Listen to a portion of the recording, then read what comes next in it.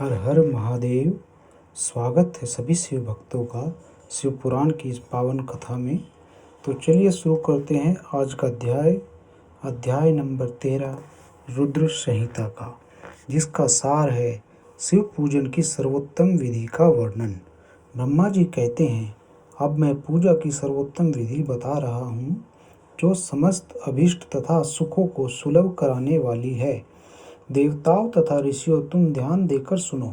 उपासक को चाहिए कि वह ब्रह्म मुहूर्त में शयन से उठकर जगदम्बा पार्वती सहित भगवान शिव का स्मरण करे तथा हाथ जोड़ मस्तक झुकाकर भक्ति पूर्वक उनसे प्रार्थना करे, देवेश्वर उठिए उठिए, मेरे हृदय मंदिर में शयन करने वाले देवता उठिए, उमाकांत उठिए और ब्रह्मांड में सबका मंगल कीजिए। मैं धर्म को जानता हूँ, किंतु मेरी उसमें प्रवृत्ति नहीं होती है। मैं अधर्म को जानता हूँ, परंतु मैं उससे दूर नहीं हो पाता। महादेव, आप मेरे हृदय में स्थित होकर मुझे जैसी प्रेरणा देते हैं, वैसा ही मैं करता हूँ। इस प्रकार भक्तिपूर्वक कहकर और गुरुदेव की चरण पादुकाओं का स्मरण करके गांव से बाहर दक्षिण दिशा में मलमूत्र का त्याग करने के लिए जाए। मल त्याग करने के बाद मिट्टी और जल से धोने के द्वारा शरीर की शुद्धि करके दोनों हाथों और पैरों को धोकर दत्वन करें। सूर्योदय से पहले ही दत्वन करके मुंह को 16 बार जल की अंजलियों से धोए। देवताओं तथा ऋषियों, षष्ठी, प्रतिपदा, अमावस्या और नवमी तिथियों तथा रविवार के दिन शिव भक्त को यत्नपूर्वक दत्वन को त्याग देना चाहिए। अवकाश के अनुसार नदी आदि में जाकर अथवा घर में ही भली भांति स्नान करे। मनुष्य को देश और काल के विरुद्ध स्नान नहीं करना चाहिए। रविवार, श्राद्ध, संक्रांति, ग्रहण, महादान, तीर्थ, उपवास दिवस अथवा ऐशोच प्राप्त होने पर मनुष्य गर्म जल से स्नान न करे। शिव भक्त मनुष्य तीर्थ आदि में प्रवाह के सम्मुख होकर स्नान करे। जो नहाने के पहले तेल लगाना चाहे, उसे विहित एवं निषिद्ध दिनों का विचार करके ही तेलाभ्यंग करना चाहिए। जो प्रतिदिन नियम पूर्वक तेल लगाता हो, उसके लिए किसी दिन भी तेलाभ्यंग दूषित नहीं है, अथवा जो तेल इत्र आदि से वासित हो, उसका लगाना किसी भी दिन दूषित नहीं है। सरसों का तेल ग्रहण को छोड़कर दूसरे किसी दिन भी दूषित नहीं होता। इस तरह देश काल का विचार करके ही विधि पूर्वक स्नान करें। स्नान के समय अपने मुख को उत्तर अथवा पूर्व की ओर रखना चाहिए। उच्छिष्ट वस्त्र का उपयोग कभी न करें। शुद्ध वस्त्र से इष्ट देव के स्मरण पूर्वक स्नान करें। जिस वस्त्र को दूसरे ने धारण किया हो अथवा जो दूसरे के पहनने की वस्तु हो तथा जिसे स्वयं रात में धारण किया गया हो, वह वस्त्र उच्छिष्ट कहलाता है। उससे तभी स्नान किया जा सकता है जब उसे धो लिया गया हो। तो स्नान के पश्चात देवताओं, ऋषियों तथा पितरों को तृप्ति देने वाले स्नानांग तर्पण करना चाहिए। उसके बाद धुला हुआ वस्त्र पहने और आचमन करें। द्विज उत्तमों, तदनंतर गोबर आदि से लीप पोत कर स्वच्छ किए हुए शुद्ध स्थान में जाकर वहां सुंदर आसन की व्यवस्था करें। वह आसन विशुद्ध काष्ठ का बना हुआ, पूरा फैला हुआ तथा विचित्र होना चाहिए। ऐसा आसन संपूर्ण अभिष्ट तथा फलों को देने वाला है। इसके ऊपर बिछाने के लिए यथा योग्य मृग चर्म आदि ग्रहण करे। शुद्ध बुद्धि वाला पुरुष उस आसन पर बैठकर भस्म से त्रिपुंड्र लगाए। त्रिपुंड्र से जप, तप तथा दान सफल होता है। भस्म के अभाव में त्रिपुंड्र का साधन जल आदि बताया गया है। इस तरह त्रिपुंड्र करके मनुष्य रुद्राक्ष धारण करे और अपने नित्य कर्म का संपादन करके फिर शिव की आराधना करे। तत्पश्चात 3 बार मंत्रोच्चारण पूर्वक आचमन करे। फिर वहां शिव की पूजा के लिए अन्न और जल लाकर रखे। दूसरी कोई भी जो वस्तु आवश्यक हो, उसे यथाशक्ति जुटाकर अपने पास रखे। इस प्रकार पूजन सामग्री का संग्रह करके वहां धैर्य पूर्वक स्थिर भाव से बैठे। फिर जल, गंध और अक्षत से युक्त एक अर्घ्य पात्र लेकर उसे दाहिने भाग में रखे। उससे उपचार की सिद्धि होती है।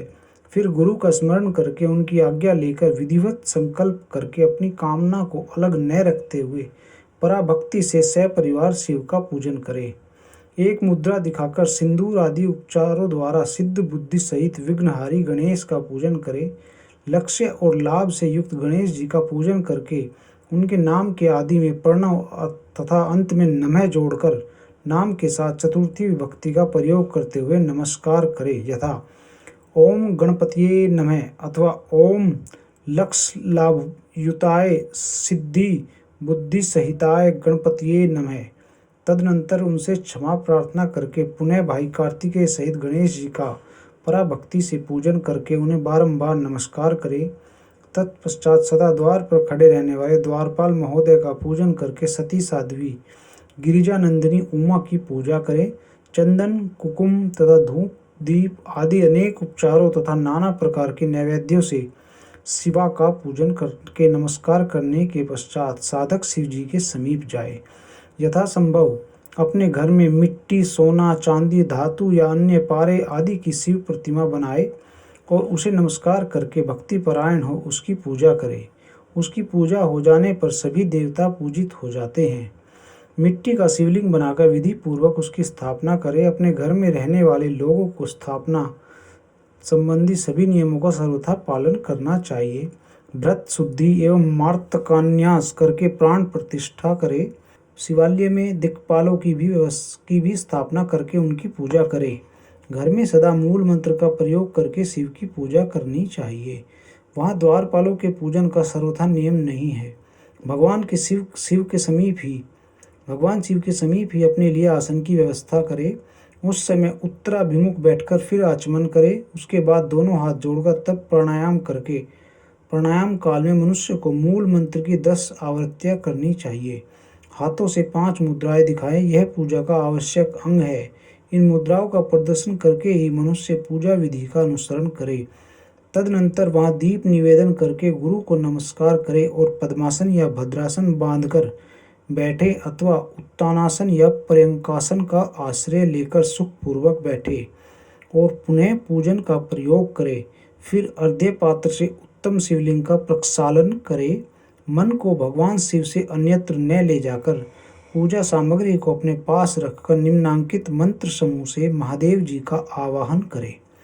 आवाहन मंत्र: कैलास शिखरस्थम च पार्वतीपति मुत्तमम् यथोक्त रूपिणं शंभुं निर्गुणं गुणरूपिणं पंचवक्त्रं 10 भुजं त्रिनेत्रं वृषभध्वजं कर्पूरगौरं दिव्यांगं चंद्रमौलिं कपर्दिनं व्याघ्रचर्मोत्तरीयं च गजचर्मांबरं शुभं वासुक्यादि परितांगं पिनाकाध्यायुधान्वन्तिं सिद्ध्योष्टौ च यस्याग्रे नृत्यन्ति निरन्तरं जय जयेति शब्दैश्च सेवितं भक्तपुञ्जकैः तेजसा दुस्सिहनैव दुर्लक्ष्यं देव सेवितं शरण्यं सर्वसत्त्वानां प्रसन्नमुख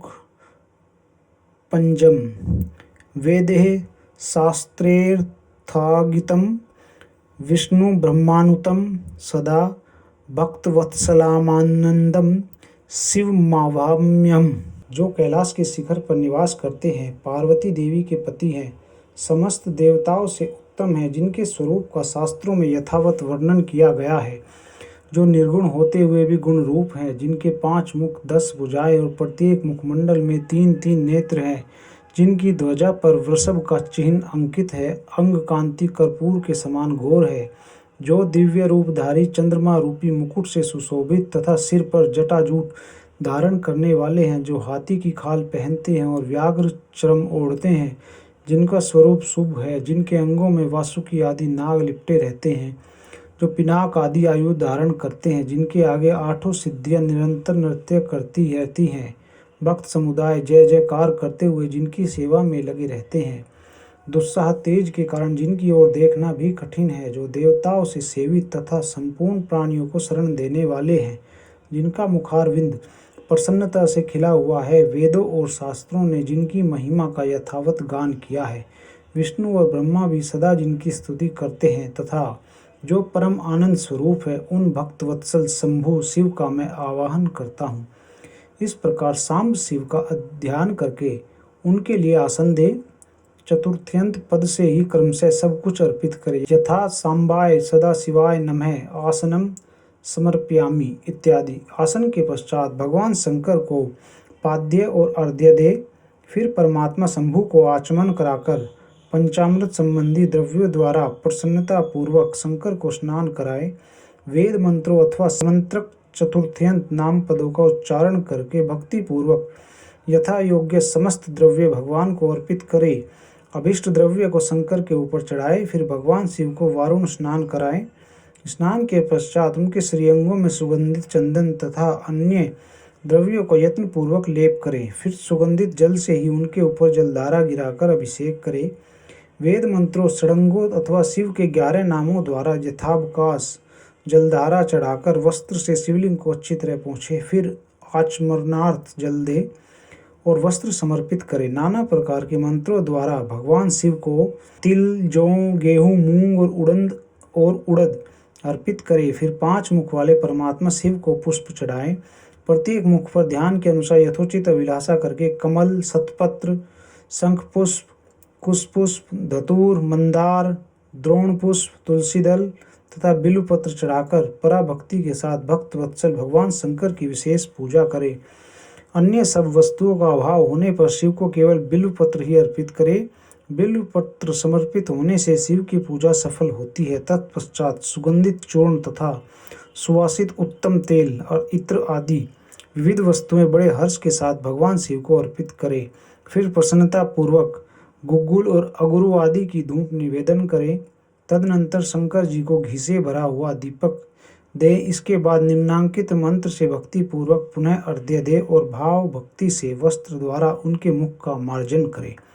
अर्घ्य मंत्र: रूपम देहि यशो देहि भोगम देहि च शंकर, भुक्ति मुक्ति फलम देहि गृहोत्तवाघ्यम नमो अस्तुते। प्रभो शंकर, आपको नमस्कार है। आप इस अर्घ्य को स्वीकार करके मुझे रूप दीजिए, यश दीजिए, भोग दीजिए तथा भोग और मोक्ष रूपी फल प्रदान कीजिए।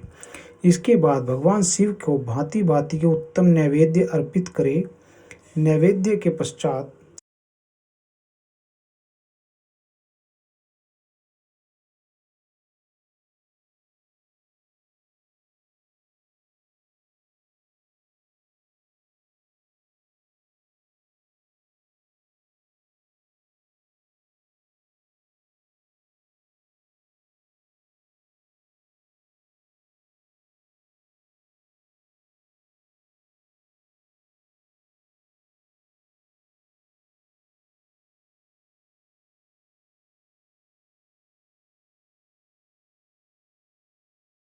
अज्ञानाद्धि वा ज्ञानाद्धि पूजादिकं मया कृतं तदस्तु सफलं, कृपया तव शंकर तावकस्त्वद्गत प्राणस्तु चित्तोऽहं सदा मृड इति विज्ञाय गौरीश भूतनाद प्रसीद मे।